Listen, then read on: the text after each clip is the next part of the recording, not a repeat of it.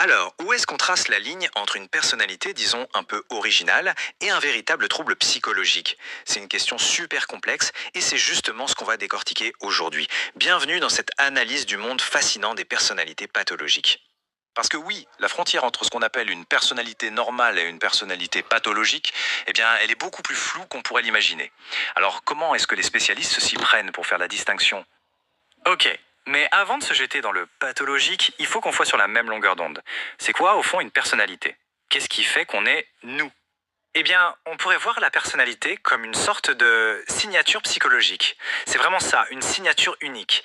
C'est cet ensemble de manières de penser, de ressentir, d'agir, qui est stable dans le temps et qui fait que nos proches nous reconnaissent. C'est ce qui nous rend, d'une certaine façon, prévisibles. Bon, d'accord. Mais alors, que se passe-t-il quand cette fameuse signature devient trop rigide? Tellement rigide qu'elle commence à générer de la souffrance. C'est précisément à ce moment-là qu'on franchit une ligne et qu'on entre dans le domaine clinique. Alors, attention, pour parler de personnalité pathologique, il ne suffit pas d'être un peu original, non. Il y a 4 critères bien précis qui doivent être réunis.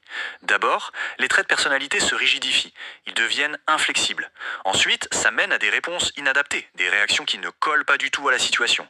Le troisième point, c'est crucial, ça cause de la souffrance, soit pour la personne elle-même, soit pour son entourage. Et enfin, tout ça finit par altérer le fonctionnement de la personne au quotidien.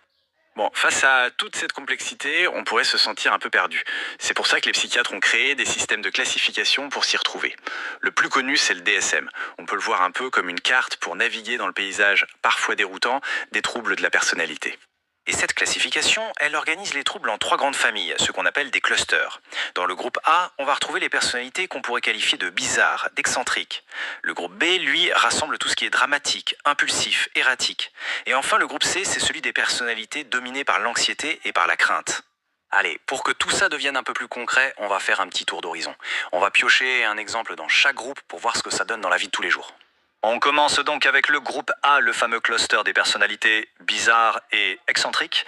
Et on va prendre un exemple qui est assez parlant, la personnalité paranoïaque. Alors, qu'est-ce qui caractérise cette personnalité? Eh bien, c'est avant tout une méfiance, mais une méfiance totale, omniprésente.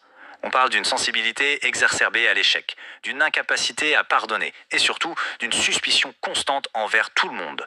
La personne a l'impression que les autres lui veulent du mal. Imaginez un peu vivre comme ça au quotidien. Ça mène presque inévitablement à un isolement très profond. Ok, on change complètement de registre maintenant.